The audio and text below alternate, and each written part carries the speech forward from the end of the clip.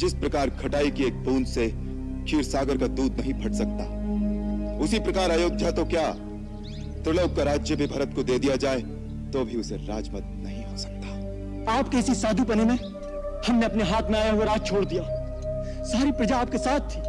आपका एक संकेत होता तो प्रजा महाराज को आपका राज अभिषेक करने में विवश कर देती, और प्रजा के बल पर मैं अपने पिता का वचन झूठा कर देता। लक्ष्मण, पिता और पुत्र का नाता प्रजा के मतामत से निर्धारित नहीं होता। इसी प्रकार भाई और भाई के बीच फैसले तलवार से नहीं किए जाते। भरत को मारकर जिस राज्य की तुम कल्पना कर रहे हो, तनिक सोचो कि उसका परिणाम क्या होगा। यदि अपने भाई ही न रहे तो राज्य के सुख भोग में क्या आनंद मिलेगा। यदि मेरे सुख में तुम तीनों भाइयों का भाग न हो तो वो सुख मेरे लिए विष के समान है। और यदि तुम्हें राज्य की लालसा है तो मैं तुम्हारी शपथ खाकर कहता हूं लक्ष्मण, मेरे एक संकेत मात्र से भरत वो राज्य तुम्हें दे देगा। नहीं भैया नहीं, मुझे राज की अभिलाषा नहीं, परंतु यदि भरत के मन में पाप हुआ तो, यदि उसने प्रहार किया तो उसी को प्रहार करने दो।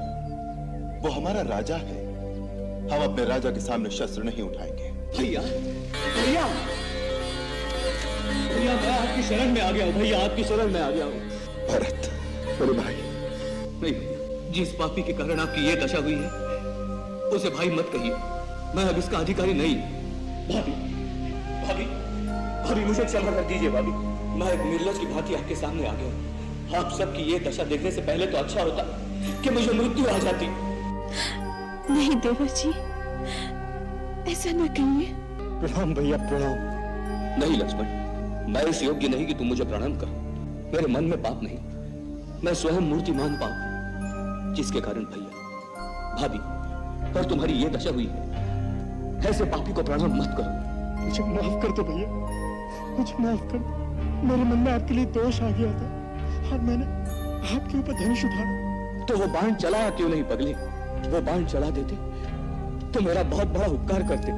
फिर मैं भैया के सामने अपना एक कलंकित मुंह लेकर तो नहीं खड़ा होता। मेरी कुलघातिनी माता के पापों का मुझे यही दंड मिलना चाहिए।